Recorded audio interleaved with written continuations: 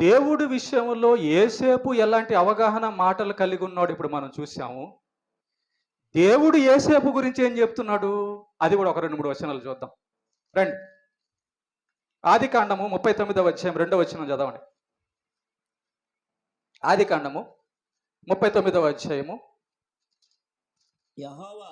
యెహోవా యోసేపుకు తోడైయుండెను గనుక యేసేపుకు తోడై ఉండెను గనుక అతడు వర్ధిల్లుచు. చాలు.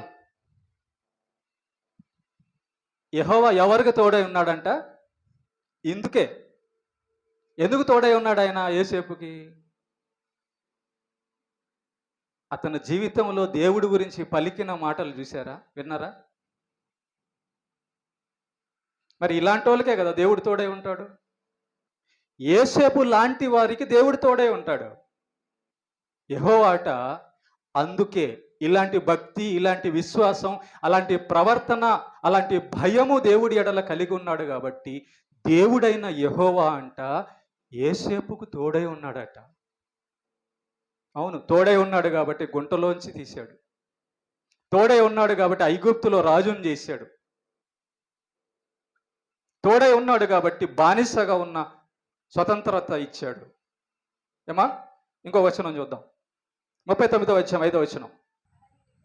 అతడు తన ఇంటి మీదను తనకు కలిగినదంతటి మీదను అతని విచారణకర్తగా నియమించిన కాలము మొదలుకొని యెహోవా యేసేపు నిమిత్తము ఆ ఐగుప్తుని ఇంటిని ఆశీర్వదించెను. చూసారా? యెహోవా ఆశీర్వాదం ఇంటిలోనేమి పొలములోనేమి అతనికి కలిగిన సమస్తం మీద ఉండెను.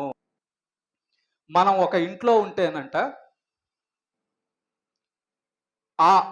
ఆ ఇంట్లో ఉన్న ఇంట్లో మనం కానీ దైవభక్తి కలిగిన వారమైతే ఆ ఇంటి వారికి కూడా ఆశీర్వాదం అంట. యెహోవా యేసేపు నిమిత్తము పోతీఫర్ ఇంటిని కూడా ఆశీర్వదించాడంట. గుర్తుపెట్టుకో.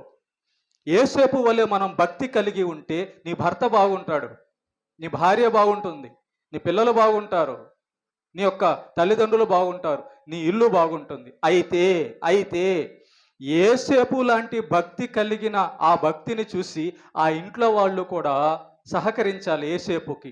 పోతీఫరు యేసేపును కనిపెట్టాడు. ఇతను వచ్చిన తర్వాతే నాకు ఆశీర్వాదాలన్నీ వచ్చాయని కనిపెట్టాడు. అలాంటి వాళ్ళకే ఆశీర్వాదం వస్తుంది. మళ్ళా నువ్వు ఒక్కడివే ఇంట్లో భక్తిగా ఉన్నావు అనుకో, మిగతా వాళ్ళందరూ దొంగలుగా ఉన్నారు అనుకో, రాదు. ఏమొస్తుంది అప్పుడు తెలుసా? కష్టాలు వస్తాయి. అలాగే వచ్చింది. దైవభక్తి కలిగి ఉంటే కష్టం వస్తుంది,